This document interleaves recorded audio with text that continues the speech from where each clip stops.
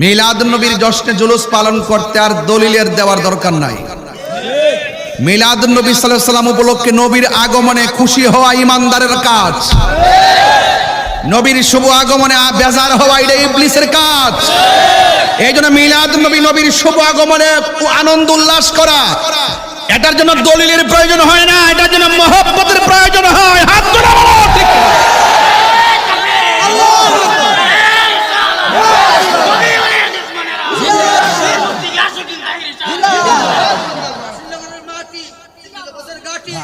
আমার ভাইয়ারা, আমি কি বুঝাতে পারছি?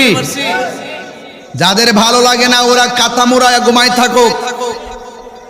আমরার ভালো লাগে, আমরা বাপের টাকা খরচ করবো, মাথার গাম পায়া ফেলামো, রোদ্রে পুরমু, আগুনে জ্বলমো, দরকার হয় একদম নবীর মহব্বতে রোদ্রে পড়তে পড়তে জ্বলে যাব, তারপরে ইয়া নবী সালাম আলাইকে রাজপথে বলবোই।